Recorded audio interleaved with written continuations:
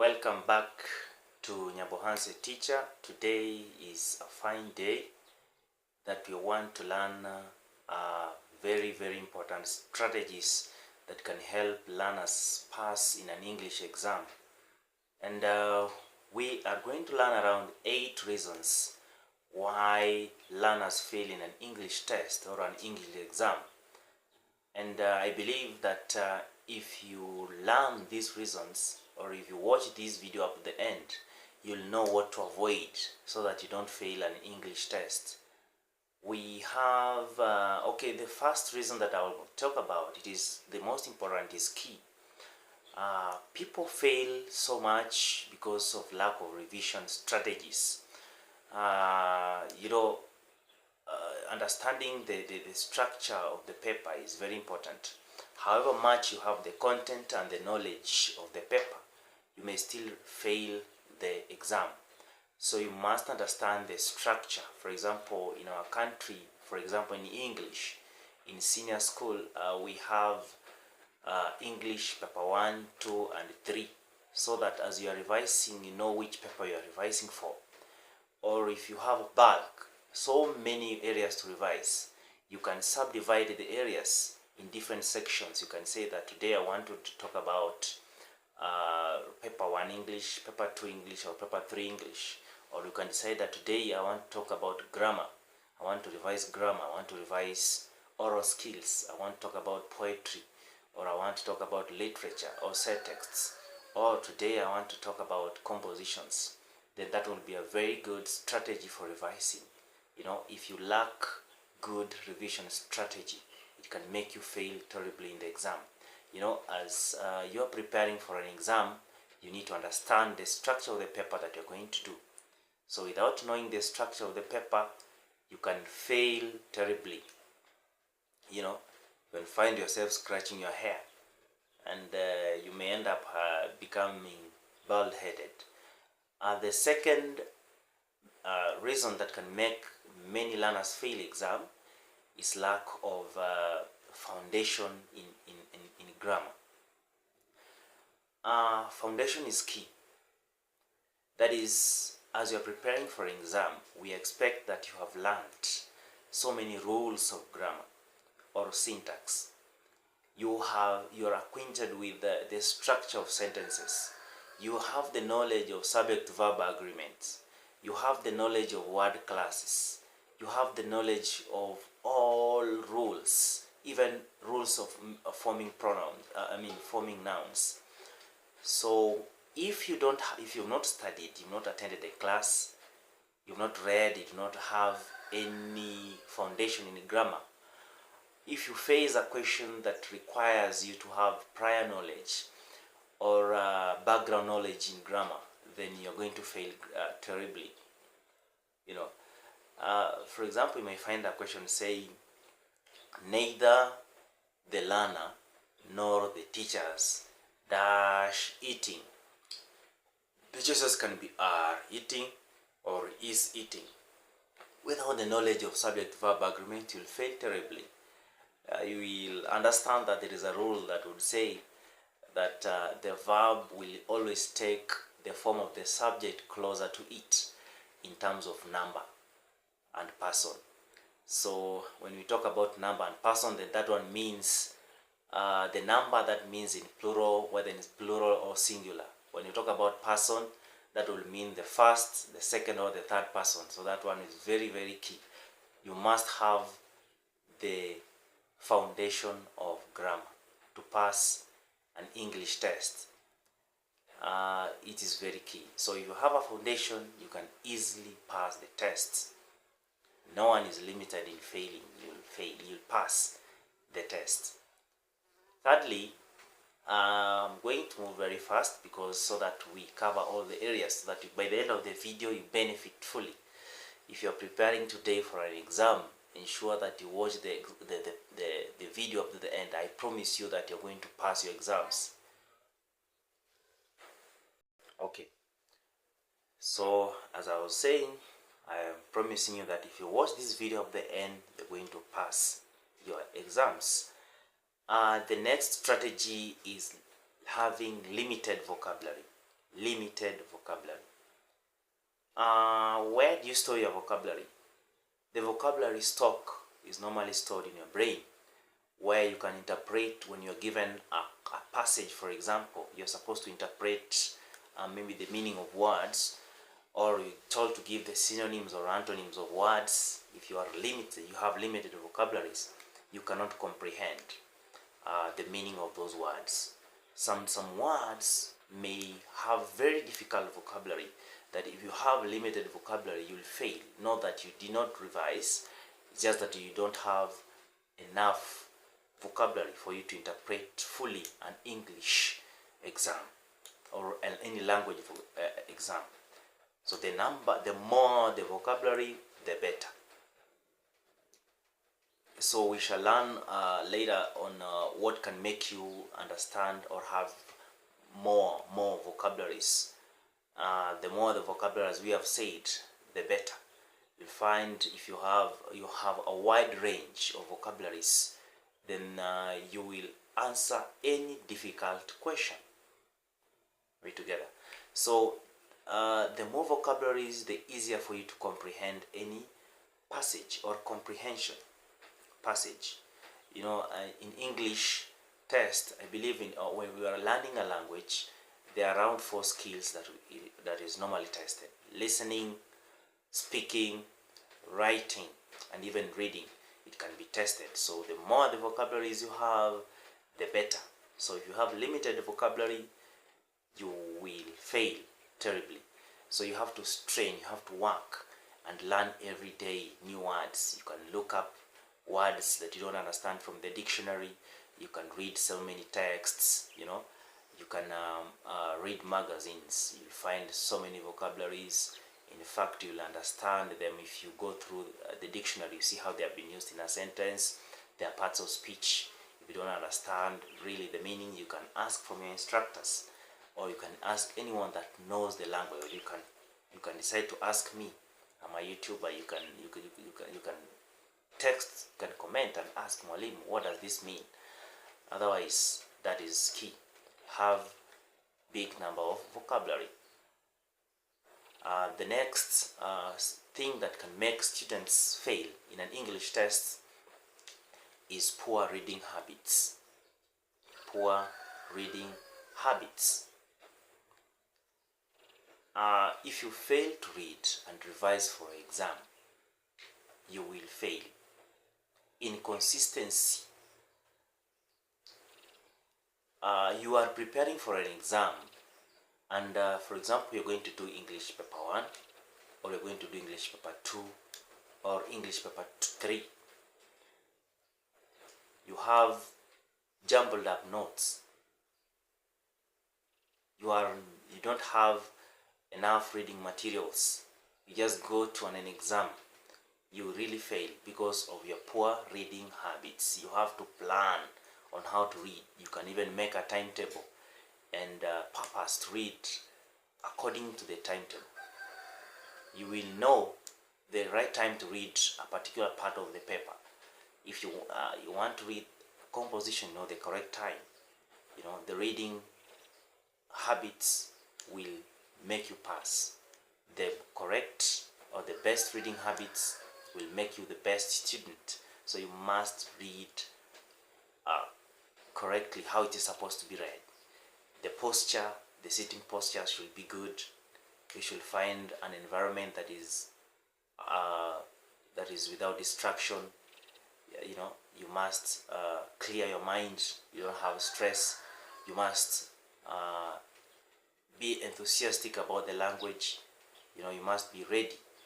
You must enjoy to learn the language. As you're reading, ensure you enjoy. Don't struggle, don't strain. The moment you find yourself straining, you don't benefit.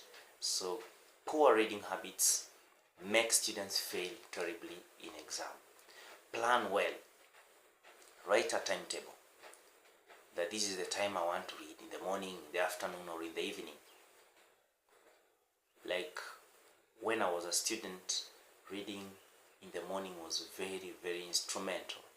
That is the moment your brain is fresh. You can look for an area that is very difficult for you to read and understand. to comprehend sometimes may not be easy, but if you have good reading habits, you will understand any part that you want to talk about. Otherwise, the next point will be inadequate writing practice. Inadequate writing practice. That means you don't have enough practice in writing. As I said, that the skills that are tested in English, writing is inclusive.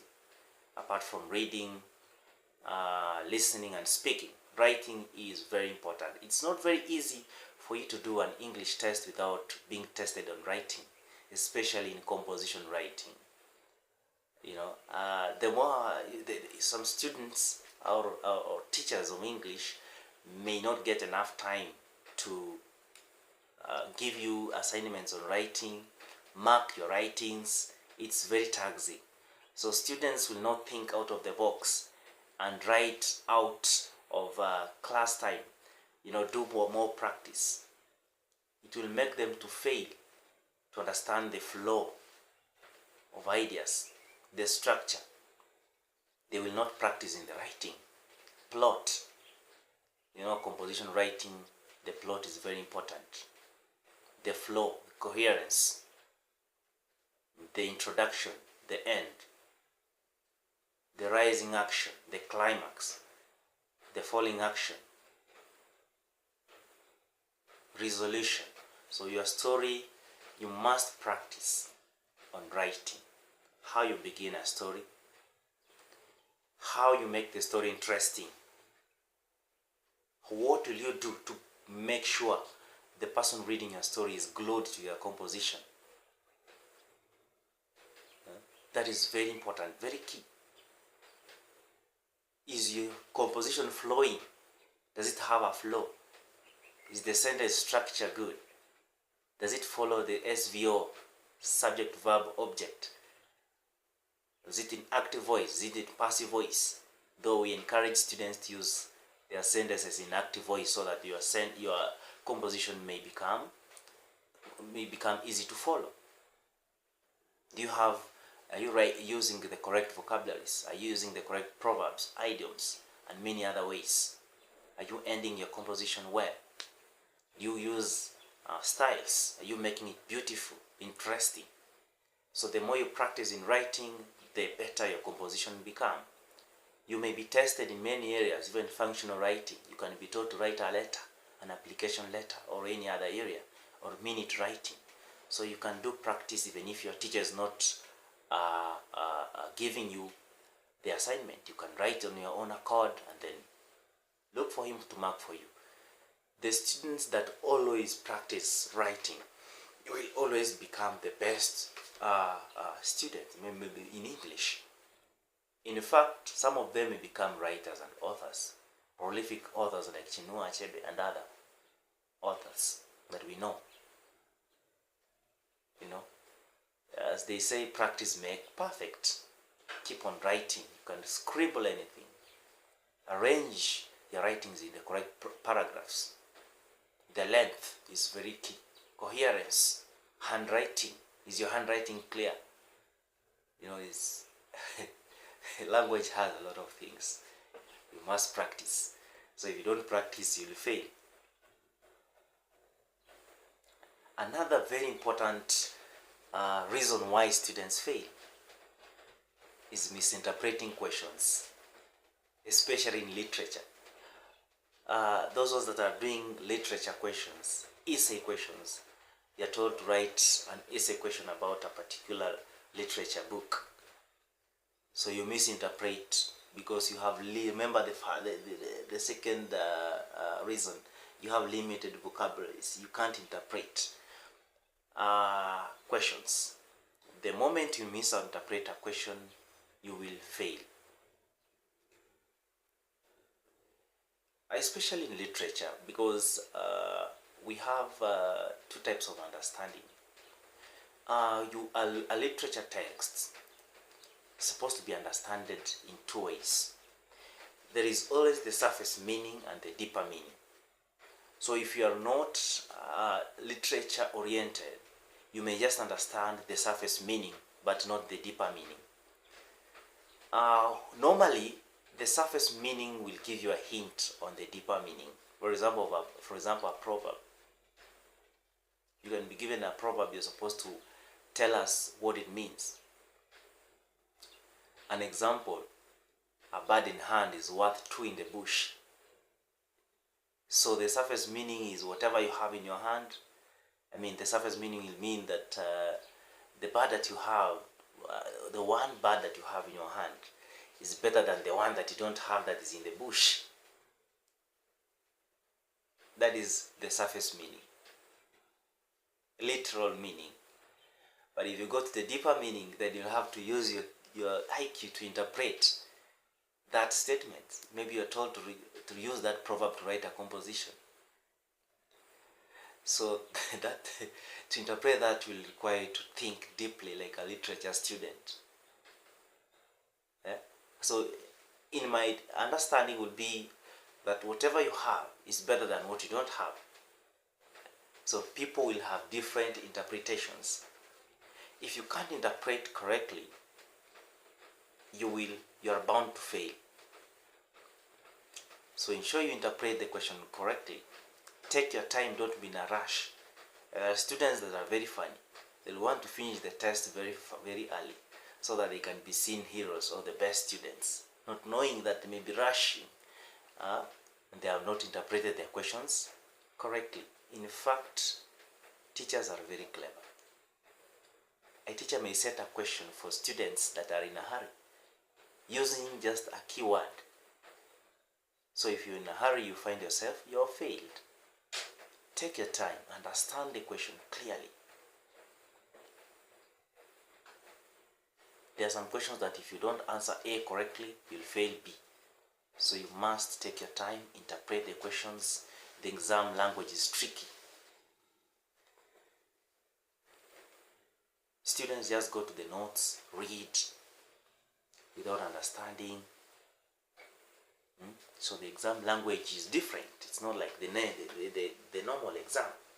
You must understand, must interpret your sentences correctly to get it right. If you don't do that, you fail terribly. Who wants to fail? No one even wants a failure. If you go to a gathering and people realize that you're a failure and you want to speak to them, they will not give you a chance because they know you are a failure.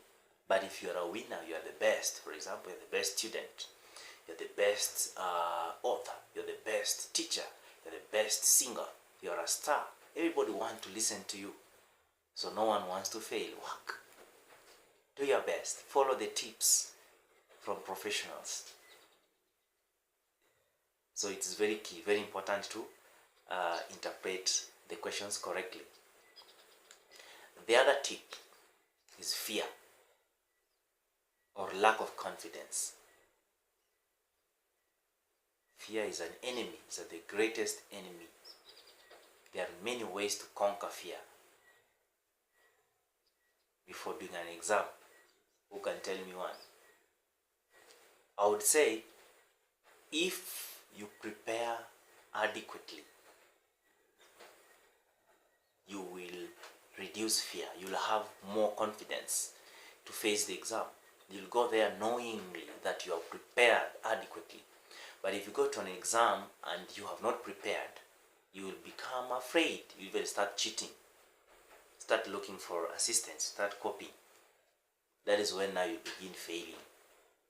So fear is the greatest enemy. In fact, that should be our greatest enemy, even if you are not a student, even if you are a teacher, even if you are a speaker, an orator. If you are afraid, if you have stage fright, for example, you cannot speak in front of people. If you are going to do an exam, for example, that is what we are talking about, and you have fear and lack of confidence, even the questions that you had revised, even the knowledge that you had, evaporates. Or you remember you asked 5 reasons for studying literature, for example, because you have fear or you lack confidence in yourself, you just remember 2. The others you can't remember. You start doing this. If you have beards, start touching the beards. And many other things. Your palms start having a lot of sweat.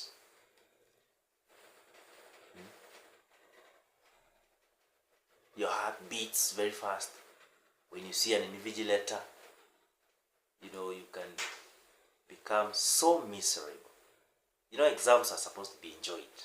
They're not supposed to be feared. If you just see number 1, nothing. Number 2, nothing. Number 3, nothing. Even number 5, if you know, it also becomes. So avoid fear. How will you avoid fear? Prepare adequately. Do research. Take your time. Even if it is football, I'm a football fanatic. If you go and face a team without preparation, without confidence, even if you're the greatest team in the world, like Chelsea for example, you will fail. You'll be beaten thoroughly if you are afraid. So fear is the greatest enemy for everything, in everything. If you are going to do an exam, an English exam, or any other exam, make sure you go there with a lot of confidence. Believe in yourself. Believe that you can do it. No one is limited. They say nowadays that the sky is no longer the limit. No one is limited. So don't be afraid. Even in the Bible it is written, do not be afraid. Work. Do a lot of practices. Consult. I promise you're going to pass. So lack of confidence is a very bad thing. You always believe that I'll always be number last, whether I work or not. Or maybe somebody else has told you that you cannot make it because maybe from where you come from, or because you don't have a good foundation. No. People, anything can jumpstart you. Believe in God. Work. Do your best. And of course, perseverance plus tolerance is equals to success. Do that. I think I'm almost summarizing. I'm almost finishing this. But another key area is over-reliance on cramming. There are learners that don't create time for themselves for revision, or they don't create timetables. They don't have time to revise. So they wait for the last minute. They go and cram the whole day. You cram, even knock your head on walls. You even terrorize other people. They think that they're not ready. In fact, that is one way, another poor reading habit. I had already talked about it, but let me talk about cramming. You understand what cramming is. You don't understand a point, but you want to cram.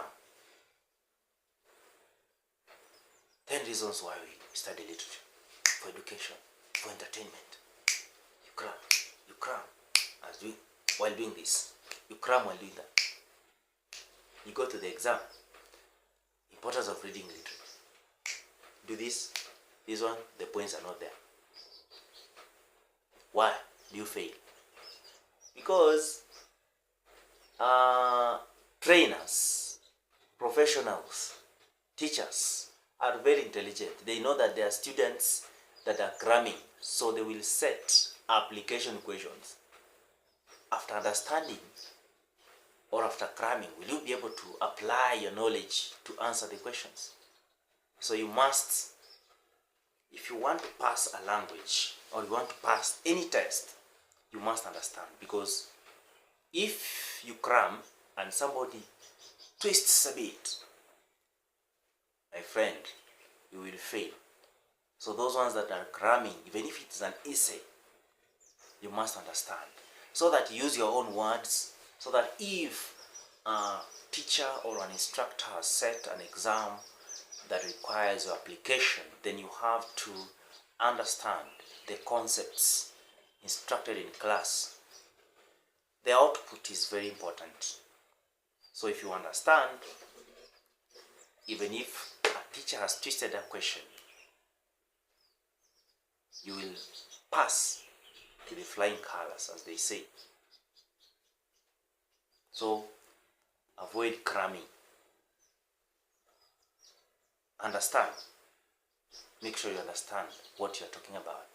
Then if you understand, if a question comes, then you can use your own words to create answers, to give the output. In short, the input will be equal to output. If you give a bad input, you get a bad output. Give 90 input, you get 90 output. If you give 10 input, you get 10 output. Whatever you sow is whatever you'll reap. So you'll harvest.